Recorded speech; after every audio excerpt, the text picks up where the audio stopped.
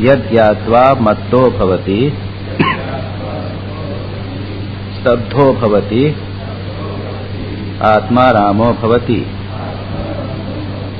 सा न कामयमाना निरोध रूपत्वात् निरोधस्तु लोक वेद व्यापार न्यासः तस्मिन् अनन्यता तद्विरोधिषु उदासीनता च अन्याश्रयाणां त्यागो अन्यन्यता लोके वेदेषु तद अनुकूल आचरणम तद विरोधीषु उदासीनता भवतु निश्चयदार्ढ्यात् ऊर्ध्वं शास्त्ररक्षणम् अन्यथा पतित्याशंका लोकोपि तावदेव किंतु भोजनादि व्यापार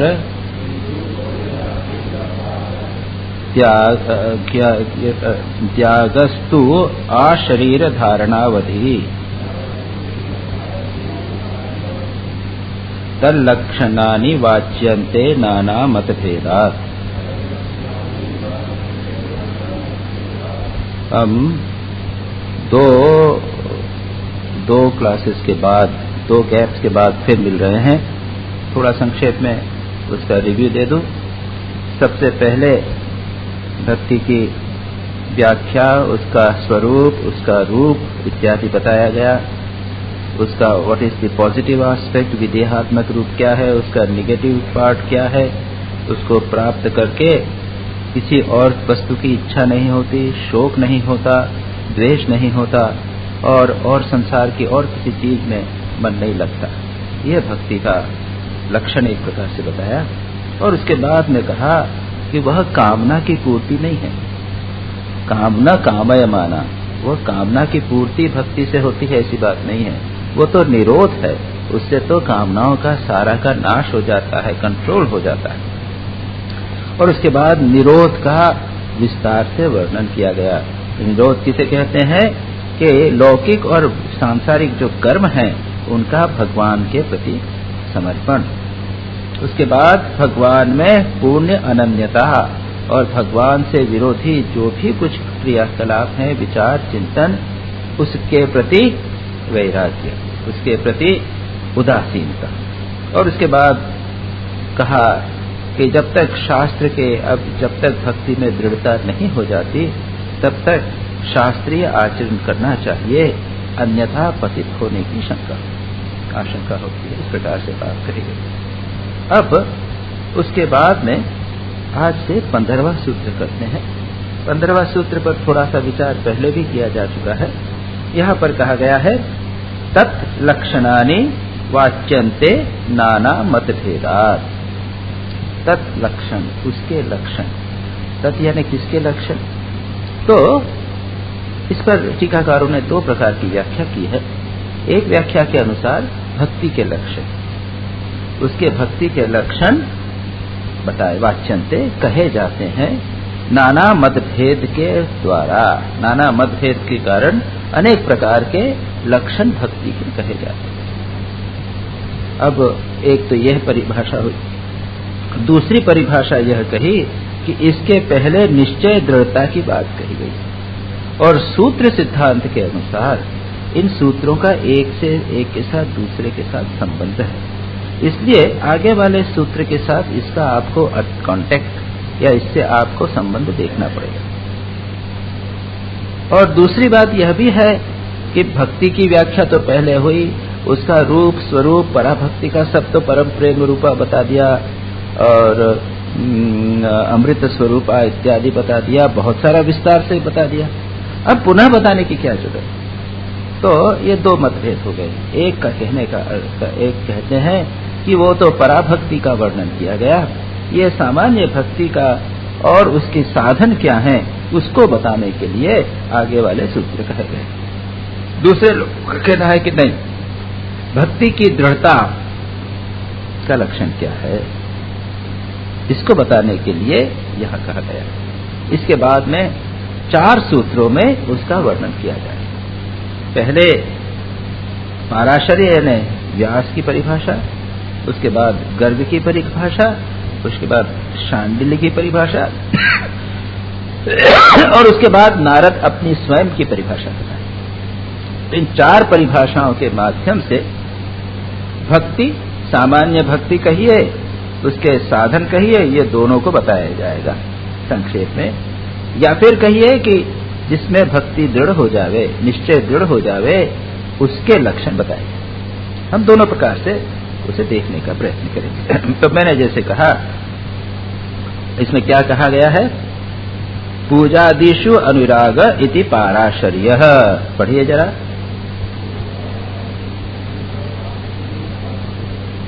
पूजादिषु अनुरागः इति पाराशर्यः। पाराशर्य यानी पराशर के पुत्र यानी व्यास। व्यास का नाम प्रसिद्ध है, हम सब जानते हैं। व्यास देव के अनुसार पूजा आदि में अनुराग ये भक्ति का लक्षण है या भक्ति में दृढ़ता का लक्षण। ये 2 डेफिनेशन किया हमने, भक्ति का लक्षण या भक्ति का दृढ़ता का लक्षण, व्हाटएवर इट इज। और नाना मतभेद क्यों है? तो भाई मतभेद तो होते हैं, देश काल पात्र के अनुसार आचार्य लोग अपने अपने अनुसार डेफिनेशन देते हैं। कोई किस प्रकार की डेफिनेशन देता है, किसी किस प्रकार की। एक ही सत्य को अभिव्यक्त करने के नाना रूप होते हैं। एकम सद विप्रा बहुधा वदंती, एक सत्य है, विप्र लोग, विद्वान लोग नाना प्रकार से उसको बोलते हैं। और मैंने कहा था कि सूर्य अगर दूर है, इससे पास से फोटो लीजिए, साइड से लीजिए, तो अलग अलग दिखाई देगा। और नारद उसके बाद में ये 3 देने के बाद में उसको वो रिकंसाइल करके एक अपनी डेफिनेशन दे। तो इसमें कोई बुराई नहीं है कि अनेक डेफिनेशंस हुए, कोई बात नहीं। हमको जो डेफिनेशन अच्छी लगे उसे हम स्वीकार कर सकते हैं। तो यहां पर पहले क्या कहा है, पूजा आदि में अनुराग भक्ति का लक्षण। तो यहां पर क्या कहा, दूसरा भी देख ले, तीनों को एक साथ ले सकते हैं। कथा आदिषु अब इति गर्गः। कथा आदिषु इति गर्गः। आत्मरति अविरोधेन इति शांडिल्यः।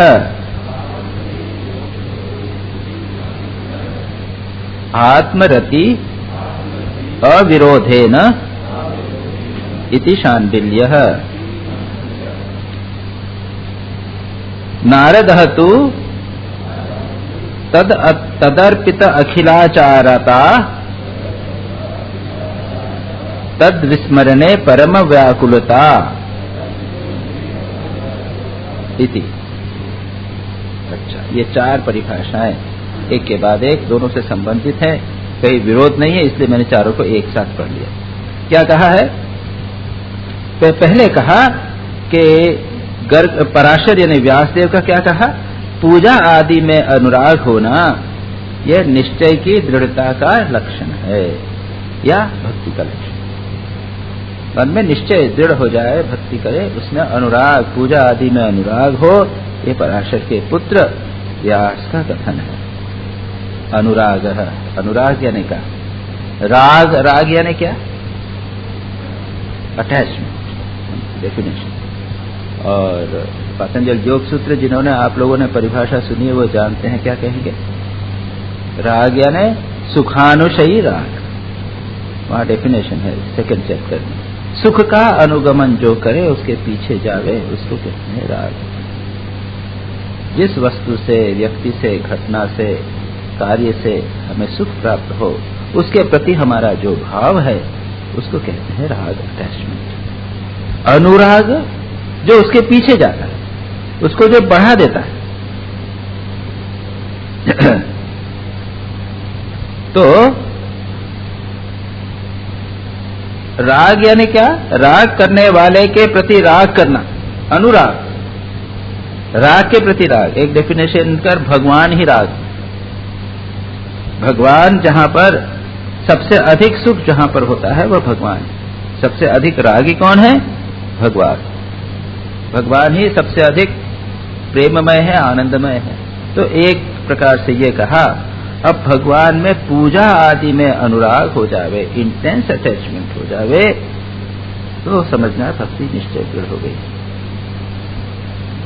जो हम लोग भी तो पूजा करते हैं, थोड़ा सा पूजा कर लिया, सुख मिलता है क्या? एक रिचुअल हो गया। रिचुअल शब्द का ही अर्थ है क्रिया हो गई। रिचुअलिस्टिक कर लिया, उसको ड्यूटी हो गई। हम लोग मजाक करते हैं रामकृष्ण मिशन में, वर्क इज वर्शिप। हम लोग कहते हैं ना, ये वर्क जो कर रहे हैं, रोगी नारायण की सेवा करना है, तो ये रोगी नारायण का कर्म जो है वो वर्शिप है, सेवा है। झाड़ू लगाना ये भी वर्शिप, ये पूजा है। इसको मानकर जो भी कर्म करो उसको भगवान को समर्पित करके करो, भगवान के लिए करो, तो वह होते ही पूजा। हम मजाक करते हुए कहते हैं वर्शिप इस वक्त, तुम क्या काम कर रहे हो आजकल? देखिए हम वर्शिप, पूजा कर रहे हो, पूजा की ड्यूटी करना। तो क्या कुछ दिन काम किया, उसके बाद मेरे को अब वर्क तेरा ड्यूटी चेंज कर दीजिए दूसरा काम। तो जिसे हम पूजा कहते हैं वो अगर रिचुअल हो जाए तो उसमें अनुराग नहीं है। लेकिन अनुराग ऐसा कि उसके बिना रह न सके, इसको कहते हैं अनुराग। और उसका श्रेष्ठतम दृष्टांत स्वामी रामकृष्णानंद जी के जीवन। स्वामी रामकृष्णानंद जी जब श्री रामकृष्ण जीवित थे तो उनके श्री विग्रह का, उनका जो बॉडी था, उनकी खूब सेवा करते थे, उसकी पूरी सेवा करते थे। स्पॉन्ज करना हो, खिलाना पिलाना, और तकिए पर बिठाना है तो श्री रामकृष्ण को, आजकल तो कोई बैकरेस्ट वगैरह तो थे नहीं, तो तकिए लगा के और उसके पीछे श्री रामकृष्णानंद जी बैठ पीछे लगा देते थे कि उनको बैकरेस्ट जैसा बन जाए। और घंटों बैठे रहते थे, एक ऐसे बैठे रहते थे और एक हाथ से उनको पंखा करते, पीछे अपने पूरे सारे शरीर पर श्री रामकृष्ण को सपोर्ट कर रहे हैं और दूसरे हाथ से पंखा चल रहा है। श्री रामकृष्ण कहते हैं अरे बंद कर, बंद तक थक, तेरा हाथ दुख जाएगा। वो नहीं मानते। श्री रामकृष्ण की महासमाधि के बाद में श्री रामकृष्ण की जो अस्थियां थी उसको एक कलश में रख लिया गया और उसको लाके वरानगर मठ में, जहां मठ था, वहां पर उनको रखा गया और वे उसकी नित्य पूजा करते, प्रतिदिन इस प्रकार पूजा करते थे मानो जैसे श्री रामकृष्ण जीवित थे। उनको वो दातून प्रत्येक ब्रश करना पड़ता, तो अपने पुराने टाइम में जो दातून होता था, तो वो दातून को वो फ्रंट पोर्शन उसका कूटते थे, जैसे हम लोग मुंह से दबा के चबा के उसको ब्रश बनाते हैं, उसको कूट के उसको फाइन करते थे, इतना फाइन कि कष्ट न हो गए। एक दिन किसी दूसरे को कहा कि तू वो कर देना, जब उसको करते देखा कि उसने तो मोटा रखा था, फाइन नहीं किया, बहुत गुस्सा हुआ। अरे आज दिनेश ठाकुर को खून निकाल दिया, उनको खून निकल गया। उनकी पूजा देखने लायक, सब समय वहां पर श्री रामकृष्ण के वहां रहे। बाकी उनके सन्यासी शिष्य स्वामी विवेकानंद, स्वामी ब्रह्मानंद, स्वामी निरंजनानंद, त्रिगुणातीतानंद इत्यादि सब घूम रहे हैं, इधर उधर जा रहे हैं प्रबल परिव्राजक बन के, वो वहां से उठते जितने एक दिन भी वहां से नहीं गए, श्री रामकृष्ण की सेवा करने में लगे, पूरी सेवा। इसे कहते हैं अनुराग। उसके बाद में ट्रांसफर हुआ उनका मद्रास, स्वामी विवेकानंद का मद्रास जाओ, इमीडिएटली चले, बिल्कुल लीडर का ऑर्डर है, इमीडिएटली चले। वहां भी वही श्री रामकृष्ण का चित्र, श्री रामकृष्ण के चित्र को जीवंत जागृत, वही सुबह शाम पूजा कर, नियमित रूप से पूजा। रात को एक बार वो जहां छत था वो चूने लग गया, रात को पानी गिरने लगा, अरे अब श्री रामकृष्ण सो रहे हैं, उनको उठा के दूसरी जगह रखेंगे तो नींद खुल जाएगी, तो वहां पर खड़े होकर सारी रात छाता लेकर श्री रामकृष्ण के ऊपर खड़े। इसको कहा पूजा दीशु अनुराग, पूजा आदि। आदि में आप बहुत सारे ले लीजिए, जैसे पूजा कैसे, मूर्ति की स्थापना करना, प्राण प्रतिष्ठा करना, यहाँ तो बहुत सारे प्रोसीजर है, एक के बाद एक न्यास होता है, करनास होता है, अंग न्यास होता है, आवाहन करना, मूर्ति है तो उसको आवाहन, यह गच्छ इधर करना, आसन देना, अर्घ देना, पाद्य देना, आचमन, स्नान, जितने भी आइटम्स हैं, इसका उद्देश्य क्या, उसके पीछे भाव क्या। भगवान को हम यहाँ पर मानते हैं कि भगवान उस पुष्प में, शिवलिंग में, उस चित्र में हैं, और आइए बैठिए। उसके बाद हम उनको रिसीव करते हैं, खाने को देते हैं, पानी देते हैं, उनको सारा आदर सत्कार जैसा करते हैं सामान्य व्यक्ति की तरह, ठीक उसी प्रकार से पुष्प माला चंदन चढ़ाना,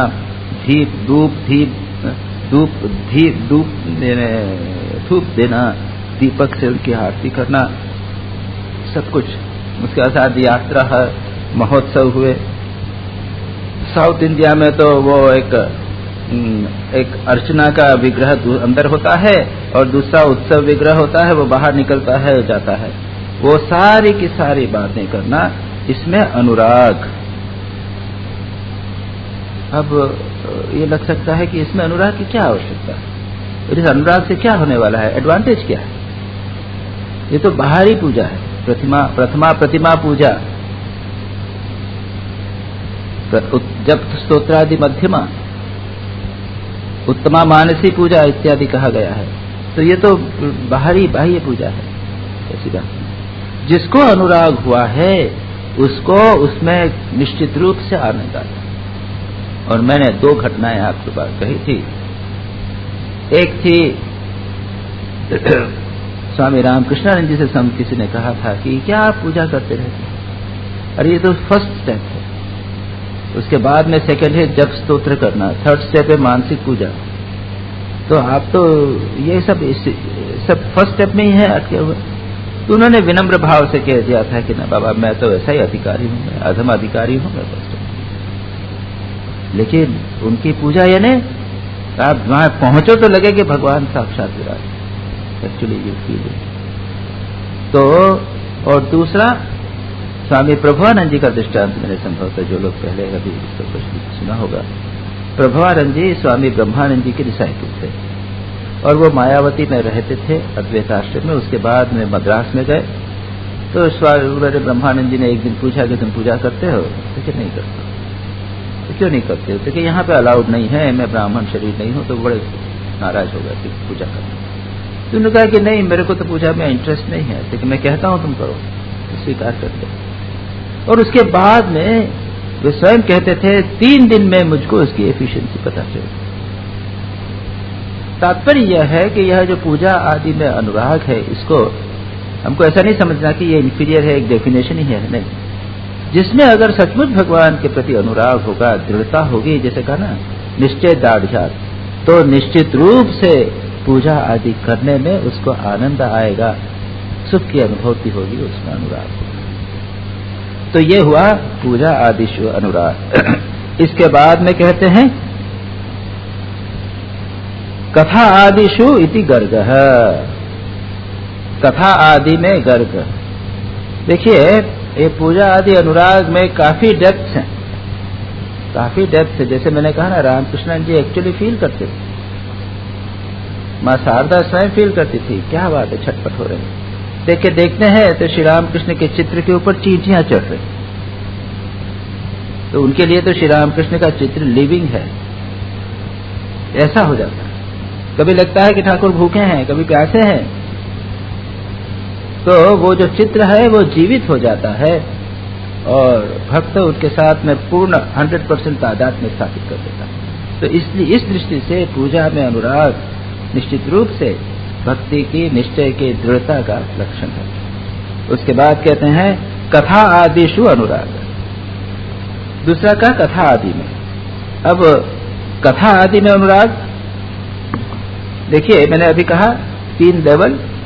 पहला है बाह्य पूजा, रिचुअलिस्टिक वर्शिप। दूसरा है जप स्तोत्र, जप करना, स्तोत्र करना, ये दूसरे प्रकार की उपासना, सेकेंड लेवल ऑफ उपासना। उसी के अंदर आ जाता है कथा। First is the physical worship, second is vocal, शारीरिक, उसके बाद में वाणी से। लेकिन इसमें यहां पर एक तो भगवान का नाम जप करना एक होता है, दूसरा भजन कीर्तन करना वो होता है, और तीसरा आता है कथा, स्टोरीज। तो उसमें आनंद आता है, राग, अनुराग होता है, उसमें बहुत रस आता है। तो कहानी सुनाओ, भगवान की कहानी, अच्छा लगता है, बहुत अच्छा लगता है। ये कथा आदि में अनुराग। लेकिन इस पर व्याख्या करते हुए दूसरे शास्त्रकारों ने यह भी कहा है कि सब चीजें इसमें ले लिया जाए, यानी शब्द से भगवान के प्रति अनुराग की अभिव्यक्ति करना, तो उसमें भजन, कीर्तन, स्तोत्र पाठ, स्तोत्र की रचना, लीला गीति, ये जितनी सारी चीजें हैं, लेख लिखना आदि सब उसमें आ जाता है। उसके अंदर अनुराग, ये भी भक्ति का लक्षण है, या भक्ति की दृढ़ता का, निश्चय दृढ़ता का भी लक्षण है। लेकिन विशेषकर कथा, और कथा में ऐसा है, कई प्रकार के शास्त्र में भी वर्णन किया गया है, भागवत में भी कहा गया है कि भगवान की लीला कथा इतनी रसमय है कि और सब चीजें भूल जाए, और सब चीजें भूल के उसी में डूबे रहने का की इच्छा होती है। अब कोई कहे कि अच्छा रामचरितमानस हम सुनेंगे, तो क्या अरे तो सुन लिया, हमने पढ़ लिया। ऐसा नहीं, उसको बार बार पढ़ने में आनंद आता है, बार बार सुनने में, उसी चीज को सुनने में आनंद आता है। जैसे कोई माता अपने पुत्र को प्यार करती है, अमेरिका में है, तो वहां से उसने अपने एक्टिविटीज की एक सीडी बना के या कैसेट बना के भेजी, तो उसने देखा, बड़ा अच्छा लगा। तो क्या एक दिन पे देख के हो जाएगा? नहीं, वो रोज देखेगी, दूसरे दिन भी देखेगी, तीसरे दिन भी देखेगी, रोज देखेगी, उसको कभी खराब नहीं लगेगा, बुरा नहीं लगेगा। उसी प्रकार से भगवान की कथा में अनुराग, ये भक्ति का लक्षण है। और ऐसे लोग विषयी चर्चा सुन नहीं सकते, सांसारिक चर्चा जहां पर होती है तो वहां से उठ जाते। श्री रामकृष्ण कहते थे, वो कहते हैं कि अरे संसारी विषय लोगों की चर्चा सुनते सुनते मेरे कान जल गए। कहाँ हो तुम? जब तक उनके शिष्य नहीं आए तब तक रो रो कर चिल्लाते थे। वो मकान था जहां पर रहते थे, उसके पास एक कोठी थी, छोटा कमरा था, उसके ऊपर कोठी थी, उसके छत पर उठ के जोर जोर से रात को चिल्लाते थे, अरे कहाँ हो तुम लोग? विषयी लोगों की बातें सुन सुनकर मेरे कान जल गए। तुम्हारा कैसे अद्भुत स्थिति, भगवान की कथा से छोड़कर और कुछ भी अच्छा नहीं। इसको कहा अनुराग। नारद, व्यास, वाल्मीकि, तुलसी, मीरा, इन सब ने यह क्या किया है? हमेशा भजन कर रहे, हमेशा भगवान की कथा कर रहे हैं। भगवान का चिंतन, भगवान का भजन, उनकी कथा सुनना, उनकी बात करना, बस यही करना। और मैंने संभवतः आपको कहानी सुनाई कि नहीं, राम प्रसाद की। राम प्रसाद जो बंगाल के प्रसिद्ध संत थे, श्री रामकृष्ण उनके भजन गाया करते थे। काली दुर्गा के प्रति उनके बड़े सुंदर, बहुत ही सुंदर भजन है जो हम लोग काली पूजा के समय गाते हैं। अनफॉर्चुनेटली बंगाली में, इसलिए आप एंजॉय नहीं कर सकते हैं। राम प्रसादी गान है, बहुत ही अद्भुत भाव उनके अंदर। तो वे परम भक्त एक जगह अकाउंटेंट के रूप में नौकरी पे लगे।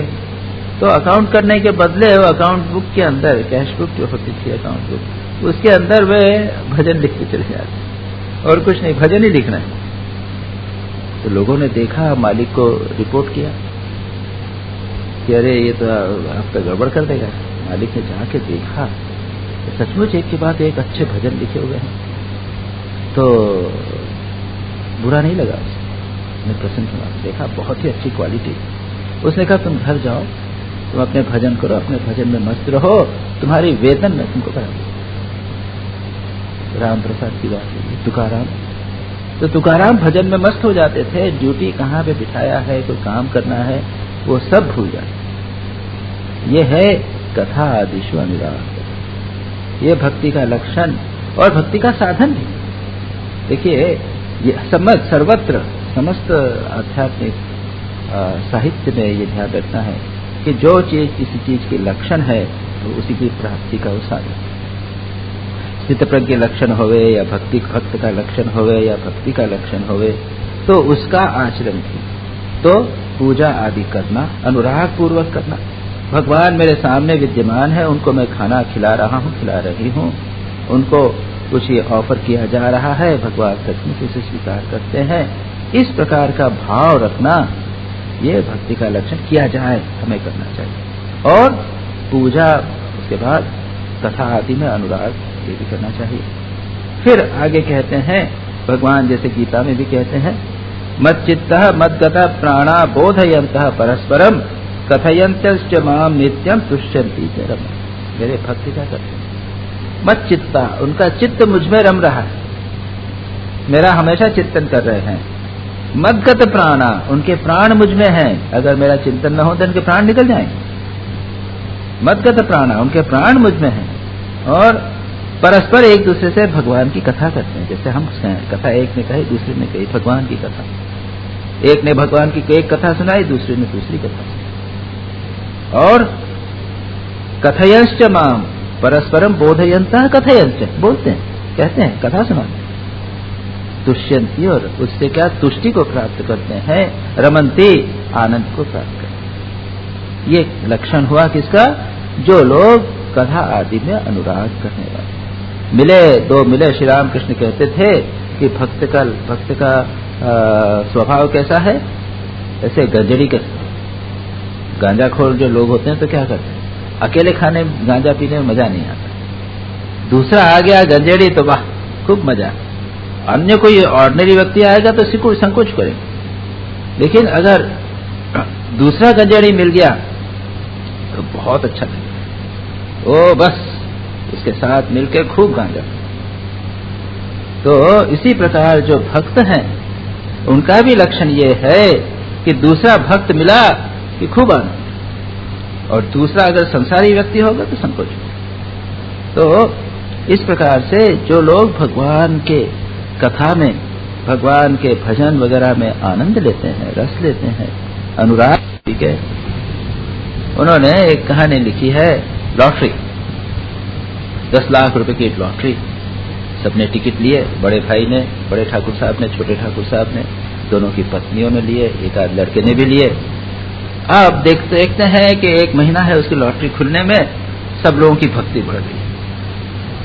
वो बराबर मंदिर जा रहे हैं, पूजा कर रहे हैं। जो माँ है वो उपवास कर रही है, जप कर रही है, तुलसी को पानी दे रही है, सब करते जा रहे हैं। लग रहा है कि बड़ी भक्ति।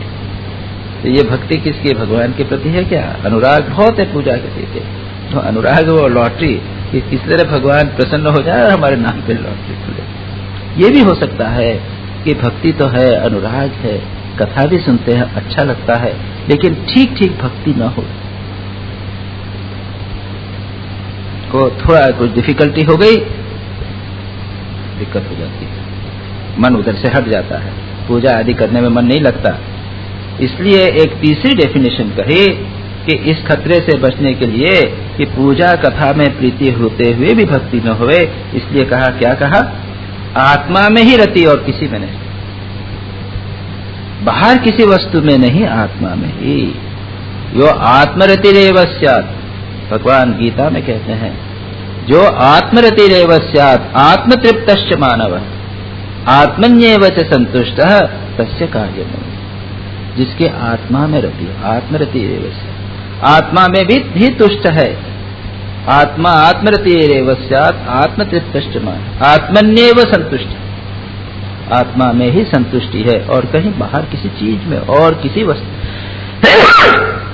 संतुष्टि नहीं। अब आत्मा क्या? आत्मा, वास्तविक आत्मा कौन? परमात्मा किसे कहते हैं? He is the soul of our soul. आत्मा यानी आत्मा की आत्मा है परमात्मा, he is the soul of our souls. तो जब हम कहते हैं आत्मा में रति यानी परमात्मा में, से पूछा जाए तो हम आत्मा को ही नहीं समझते, हम आत्मा को रति यानी सेल्फ लव समझ लेते। मैं अपने को, कोई आदमी अपने को प्यार करता है, उसको नार्सिसिज्म कहते हैं। अपने चेहरे को ही देख रहे, अपने चेहरे को देखा उसी से मुक्त हो गए। तो नार्सिसिस, एक कहानी है कि उसने, ग्रीक माइथोलॉजी की कहानी है, उसने अपना रिफ्लेक्शन पानी में देखा और उससे मोहित हो गया, बस उसी पे मोहित हो गया। वो नहीं जानता कि खुद का रिफ्लेक्शन है, वो समझा और किसी का रिफ्लेक्शन। तो इसको कहते हैं हम लोग जो सेल्फ, अपने जिसे सेल्फ कॉन्शियस होवे, स्वयं स्वार्थी हो जावे इंटेंसली, ये आत्मरति की बात नहीं हो रही। ये तो हमारी आत्मा की आत्मा, हमारे शरीर मन इत्यादि से भिन्न जो आत्मा है उसमें रति, यह आत्मरति एवस्यात्, गीता में भगवान इस बात को कहते हैं। तात्पर्य यह है कि उसे बाह्य किसी भी वस्तु की आवश्यकता नहीं, अपने सुख के लिए, अपनी तृप्ति के लिए, अपने आनंद के लिए। कैसी अद्भुत स्थिति है। सोचिए आप कि कोई व्यक्ति किसी भी बाहरी वस्तु की नहीं चाहता, संसार की कुछ भी वस्तु आवश्यकता नहीं, न कार आवश्यकता है, न धन आवश्यकता है, न पति आवश्यक है, न पत्नी आवश्यक है, न पुत्र आवश्यक है, पूर्ण रूप से आत्मसंतुष्टि।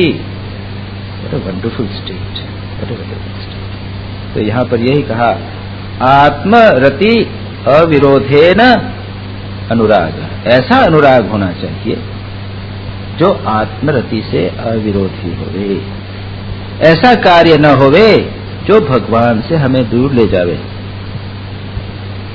श्री रामकृष्ण मानो कहते थे, कैसा भाव कि एक मीन, एक मछली मानो अगर पानी में घूम रही हो तो और किसी चीज की आवश्यकता है क्या? वो उसी प्रकार से जीव आत्मा अगर परमात्मा रूपी सागर में विचरण करे तो और किसी चीज की आवश्यकता है क्या? वो पूर्ण रूप से चित्त हो। अगर आत्मरति अविरोधी, विरोध के साथ पूजा कथा में अनुराग होवे, यह अर्थ है इस सूत्र का। पूजा कथा में अनुराग, लेकिन आत्मरति अविरोधी। इसका दूसरा अर्थ ये भी ले सकते हैं कि पहले में कहा गया पूजा आदि में अनुराग, तो रिचुअलिस्टिक क्रियाकांड में अनुराग, एक्टिविटीज में। दूसरे में कहा कथा आदि में अनुराग, तो भगवान की कथा भजन कीर्तन में अनुराग की बात कही, वोकल मैंने कहा। तीसरा है मेंटल, मन भगवान में लगा रहे, मन आत्मा में लगा रहे, ये लक्षण है भक्ति का। सदा सर्वदा भगवान का चिंतन चलता है। ये कैसे? एक बड़ी सुंदर कहानी है। एक व्यक्ति चर्च गया, चर्च में वो मॉर्निंग मैस होता है, लेटिन होता है, कोई भी मॉर्निंग की जो प्रेयर होती है उसमें मैस हो रहा था। किसी ने वहां पे जो प्रीस्ट था उसने बाइबल में से पढ़ा, उसमें एक जगह लिखा था cease without pray without ceasing, बिना रुके हुए निरंतर भगवान का भजन करो, प्रे प्रार्थना करो। अब उसको समझ में नहीं आया कि बिना रुके निरंतर भगवान का भजन कैसे करते, तो असंभव। अभी हम मंदिर में गए हैं, हम प्रार्थना कर रहे हैं भगवान से, बाहर निकल गए सब बंद हो गए, शाम को कर लिया, कंटिन्यूअसली बराबर तो प्रार्थना नहीं कर सकते। और यहां पर यही कहा गया है कि मन निरंतर भगवान में लगा रहे, ये भाव होने पर आत्मरति अविरोध है ना, ये अर्थ होगा। पर वो कैसे हो? उसके बाद बड़ी सुंदर कहानी है। वो इधर उधर चर्च के बाद में जब मास खत्म हो गया, वो प्रीस्ट के बाद में गया, उसने कहा कि आपने बताया, इसको समझाइए। तो उसने कुछ एक्सप्लेनेशन दिया, देखो प्रेयर ये होती है, थियोरेटिकल एक्सप्लेनेशन कुछ इस प्रकार का दिया, उसको कुछ समझ में नहीं आया। फिर वो दौड़ता कई जगह पे गया। उसके बाद में एक संत के पास किसी ने कहा कि वहाँ फलाने एक संत रहते हैं, उसके पास जाओ। वहां गया, उन्होंने कहा कि क्या करना चाहिए? तो उन्होंने कहा कि देखो एक काम करो, प्रार्थना कौन सी प्रार्थना करोगे? तो एक प्रार्थना बताई, Lord Jesus have mercy on me A Sinner. ये जीसस मानो हम लोग जैसे कहते हैं ना, ओम नमो भगवते वासुदेवाय, या श्री राम शरणम मम, मैं श्री राम के शरण में हूँ, या हे भगवते भगवान वासुदेव को मैं प्रणाम करता हूँ, इत्यादि ये मंत्र जिसे कहते हैं, ओम नमः शिवाय। तो ये भी एक प्रार्थना ही तो हुई। तो वहां तो प्रार्थना है, लॉर्ड जीसस, हे लॉर्ड जीसस, मुझ पापी पर आप है मर्सी, मुझ पर मर्सी करो, क्षमा, तो दया करो। कहा कि अब इसको करो, कहा कि प्रे विदाउट सीजिंग, बिना रुके करो। क्या ठीक है, तुम जाओ उस कुटिया में जाके बैठो और ये मैं माला दे रहा हूं, इसे काउंट करो 3,000 बार, पहले 1,000 करो। कभी किया नहीं, उसने किया तो हाथ में दर्द होने लगा। तो ये करता रहा।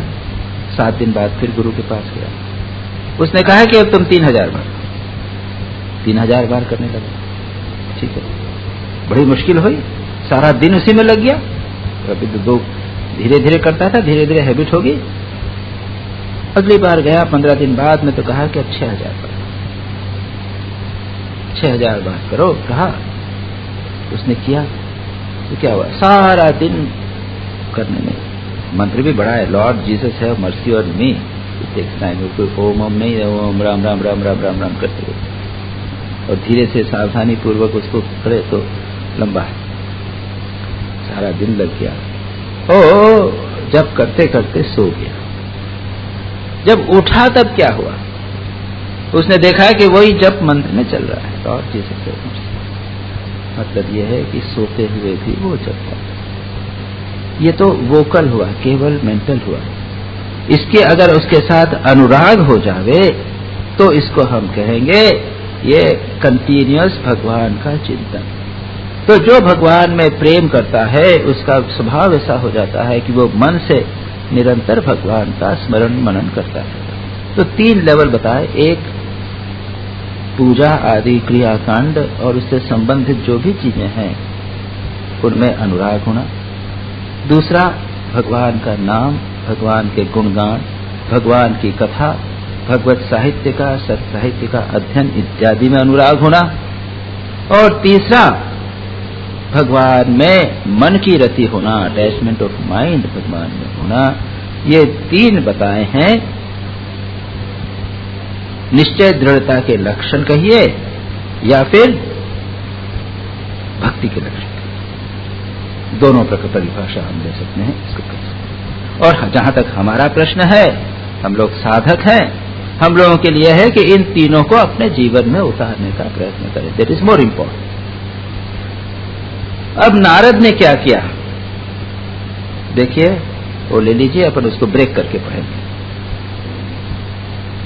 नारदः तु तत् अर्पित अखिल आचारः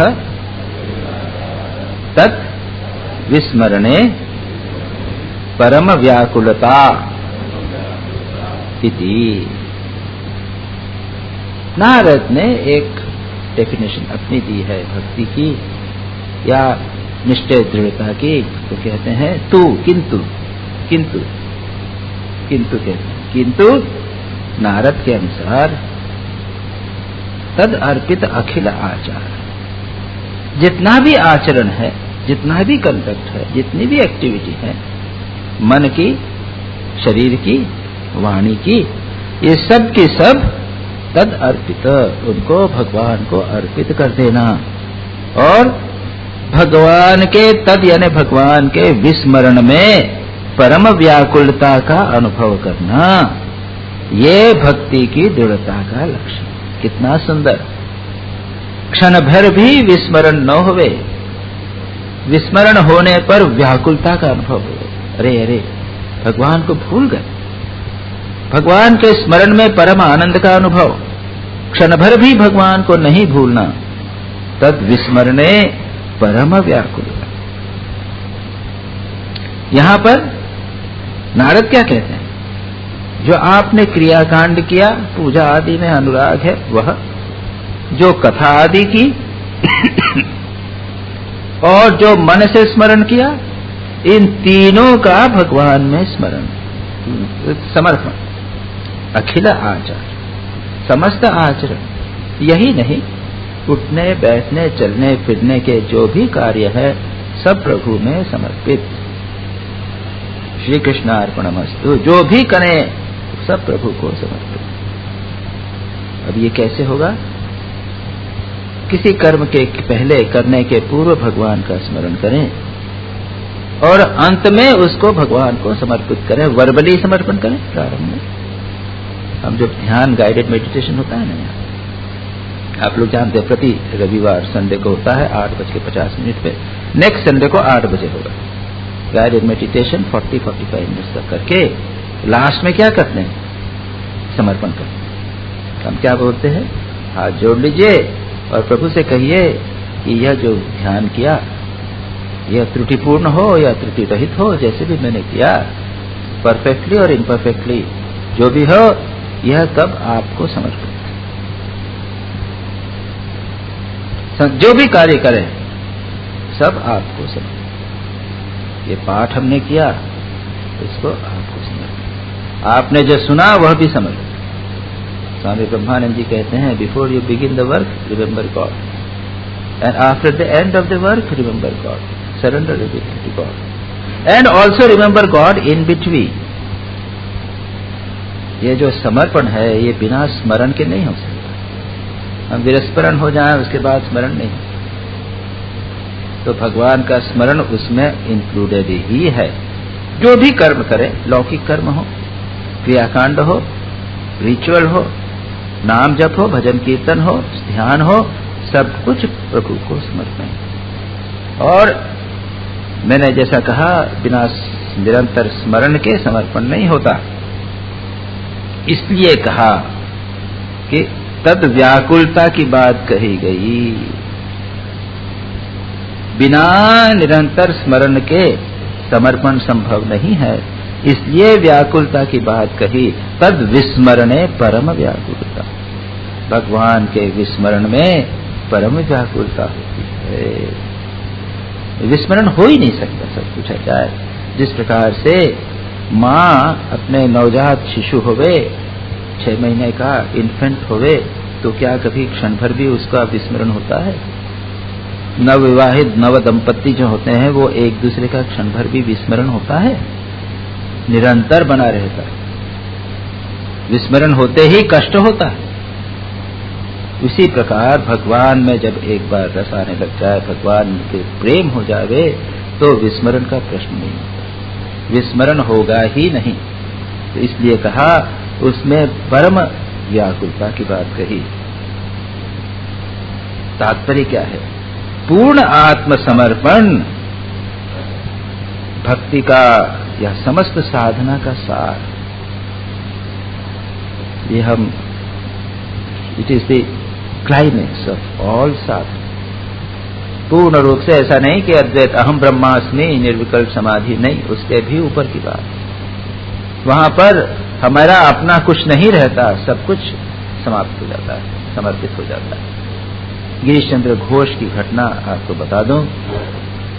गिरीश चंद्र घोष महापापी, वो कहते हैं कि ऐसा कोई पाप नहीं जो मैंने किया, महाशराबी इत्यादि। जब श्री राम कृष्ण के पास आए, उन्होंने कहा अच्छा सुबह शाम भगवान का नाम लिया करो।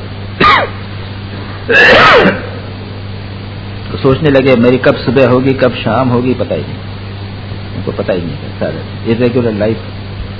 कहाँ थिएटर में होंगे, कहाँ शराब पी के पड़े होंगे, कुछ पता नहीं। अब गुरु तो इतना ही छोटा सी बात कह रहे हैं, वो भी नहीं स्वीकार कर रहा हूं, चुप रहे। तब श्री रामकृष्ण ने कहा अच्छा खाना खाने के पहले और खाना खाने के, जब भी खाना खाओ उसके पहले याद कर। फिर चुप रहे। ये खाने का भी कभी खाता हूं नहीं खाता हूं इसी हालत। तब श्री रामकृष्ण ने कहा अच्छा मुझे समर्पित कर, मुझे बकरमा दे दो, give your power of attorney to me, मतलब कि तुम्हारी साधना मैं करूं। तो बड़ा अच्छा है, कोई ले लेना हमारे power of attorney. I have not to do, you have to do everything. जैसे ऐसे भी लोग हो गए हैं, ऐसी माताएं हो गई हैं जिन्होंने अपने पति को सुधारने के लिए उनके लिए साधना की। कई दृष्टांत आपको मिल जाएंगे। काला दाना काली, कालीपद घोष, ये गिरीश चंद्र घोष के मित्र थे, जिसे कह सकते हैं ट्विन ब्रदर, यानी कैरेक्टर की दृष्टि से ट्विन ब्रदर, दोनों बिल्कुल एक ही कैरेक्टर। वो भी खाना पीना, जहां कहीं कोई आचार विचार नहीं, भोगी। उनकी पत्नी आई थी श्री रामकृष्ण के पास, कहा कि मेरे पति के लिए कुछ कर दीजिए, ऐसा उनका चरित्र है, बड़े विग्रह भ्रष्ट हो गए हैं। श्री रामकृष्ण ने मां शारदा के पास भेज दिया था, और मां शारदा ने उसके बाद में एक पत्ते के ऊपर एक मंत्र लिख कर दिया था कि इसका जप करना। और 12 वर्ष तक उसने अपने पति के लिए जप किया। उसके बाद जब कालीपद घोष श्री रामकृष्ण के पास आए, तो श्री रामकृष्ण देखते ही बोले कि ये साला अपनी पत्नी को 12 साल तक जलाने के बाद आया है। पत्नी ने उसके लिए तप किया। तो मैं ये कह रहा था कि ऐसे भी लोग होते हैं जो दूसरे के लिए इस प्रकार का कर सकते हैं, लेकिन नॉर्मली अवतार ही करते हैं, महापुरुष ही करते हैं। श्री रामकृष्ण ने गिरीश चंद्र घोष से कहा, पावर ऑफ अटॉर्नी ले लिया अपने ऊपर और कहा कि उनको फ्री कर दिया। उसके बाद ग्रेजुअली ट्रेन भी किया। गिरीश चंद्र घोष का जब कहते कि मैं यह काम कर दूंगा, श्री रामकृष्ण कहते नहीं, तुमने तो पावर ऑफ अटॉर्नी दे दिया। इफ भगवान मुझे अलाउ करेंगे, आप अलाउ करेंगे तब मैं करूंगा, क्योंकि पावर तो मेरे हाथ में, हमारी विल नहीं है। फिर तब उनको समझ में आया पावर ऑफ अटॉर्नी इतना आसान नहीं। कहने लगे कि अगर मैं स्वीकार कर लेता है कि सुबह शाम भगवान का नाम लूंगा तो बहुत ईजी। पावर ऑफ अटॉर्नी दे दिया मतलब उस दिन भर याद करना पड़ता है, हमेशा जो भी काम करूंगा उसको मैं स्मरण करना पड़ता है, शिकायत याद करना पड़ता है। एक बार जा रहे थे रिक्शा में जाते जाते उन्होंने रिक्शा वाले को कहा, तुम इधर घूम जाओ, राइट साइड से चलो। जैसे ही घूमे कि वो रिक्शा उलट गया, इमीडिएटली याद आया, कान पकड़ा, गलती हो गई। मुझे कहना चाहिए था कि प्रभु आपकी अगर आज्ञा हो तो मैं राइट साइड, यानी जो भी कार्य करे उसके पहले याद है। और वो कहते थे कि ये ध्यान जब की भी तो कोई एक लिमिट है, वहां पर एक रिजल्ट है, गोल है। ध्यान जब, योग साधना, अद्वैत वेदांत की साधना, इन साधनाओं का तो एक गोल है, वहां आप पहुंच सकते हो। There is a target, there is a goal, there is end. लेकिन ये पावर ऑफ अटॉर्नी देना, शरणागति होना, तद अर्पित अखिल आचार होना, इसकी तो कोई लिमिट ही नहीं है, कोई गोल नहीं है, कोई टारगेट ही नहीं। हम रहते ही नहीं, सब भगवान हो जाते, हमारा अहंकार ही नहीं रहता, हम भगवान के हाथ के पुतली हो जाते हैं। ये है हाईएस्ट, कहना चाहिए पूर्ण आत्मसमर्पण, भक्ति का ही नहीं समस्त साधना का सार है जो यहां पर कहा है। इसलिए भगवान गीता में भी कहते हैं बार बार, मन मना भव मद भक्तो, मन मना भव, मेरा तुम्हारा मन मुझ में लग जावे, मेरे भक्त यानी मुझे प्रेम करो, मद याजी, मेरा यजन करो और मुझे नमस्कार करो, माम नमस्करो, मय्येव वेश्यसि, अगर ऐसा करोगे तो तुम अंत में मुझे ही प्राप्त होगे, ये मैं प्रतिज्ञा करके कहता हूँ। और फिर सर्वधर्मान परित्यज्य मामेकं शरणं भज, मुझे सर्वधर्म को त्याग कर मेरी ही शरण में आओ। इस प्रकार से देखते हैं कि फिर व्याकुलता का उद्देश्य का ले लीजिए, विस्मरण परम व्याकुलता, इसके दृष्टांत श्री रामकृष्ण के जीवन में, चैतन्य महाप्रभु के जीवन में अद्भुत रूप से। श्री रामकृष्ण दिन भर ध्यान जप करते हैं, भगवान के लिए प्रार्थना करते हैं, सारा दिन बीत गया, भूल पता नहीं किस तरह दिन निकल गया ध्यान जप में। अंतिम समय शाम को जब घंटे बजे, तब लगा कि अरे सारा दिन बीत गया, मैंने कुछ तो माँ के दर्शन नहीं हुए। व्याकुल होकर अपने जमीन दीवार सिर को जमीन पर जगड़ लेते हैं, अरे एक दिन बीत गया और मुझे दर्शन नहीं। चैतन्य महाप्रभु का होता है, चैतन्य महाप्रभु ध्यान में बलमग्न है, आनंद में, फिर विस्मरण हो गया, मन कहीं मन में से भगवान की मूर्ति निकल गई, तब कितना तीव्र विरह। याद रखिए, ये भक्ति शास्त्र में मिलन से अधिक इस विरह को महत्व दिया गया। कितनी तीव्र व्याकुलता व्यक्ति को होती है भगवान के विस्मरण में, यह भक्ति को का मानो इंडेक्स। चैतन्य महाप्रभु क्या कहते हैं, युगायितम निमेषेन चक्षुषा प्राविशायितम शून्यायितम जगत सर्वम गोविंद विरहेण में। गोविंद के विरह के कारण, गोविंद का अदर्शन होने के कारण क्या हुआ है, निमेष, एक मोमेंट जो है मेरे लिए युग के समान पड़ा हो गया। याद रखिए, टाइम जो है वो एक strange thing, it is relative. उससे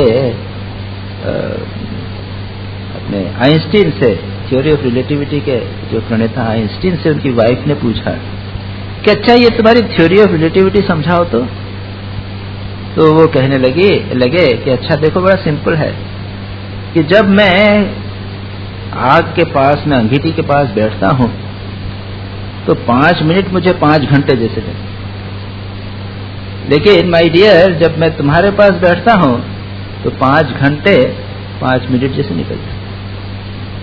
ये क्या है? रिलेटिव। भगवान का विरह में एक क्षण भी, निमेष जो है वह भी युग के समान प्रतीत होता है, चैतन्य महाप्रभु कहते हैं। और चक्षुषा प्राविशा, चक्षु से वर्षा हो रही है, पानी निकल रहा है।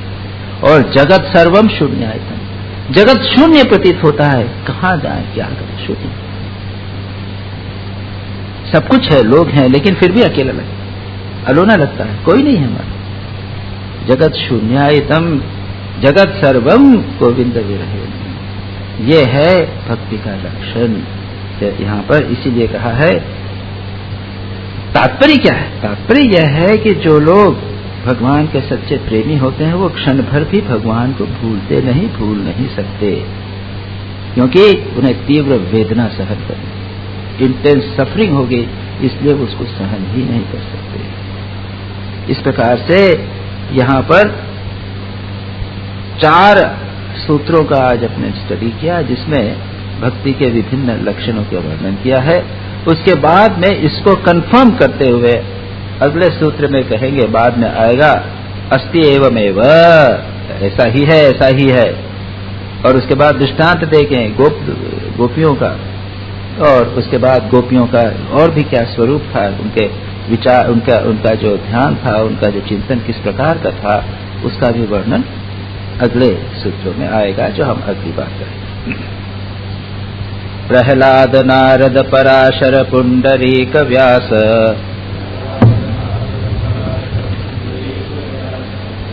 अम्बरीश शुक शौनक भीष्म दाल्भ्यान्, रुक्मांगदार्जुन वशिष्ठ विभीषणादीन्, एतानहं परम भागवतान् नमामि।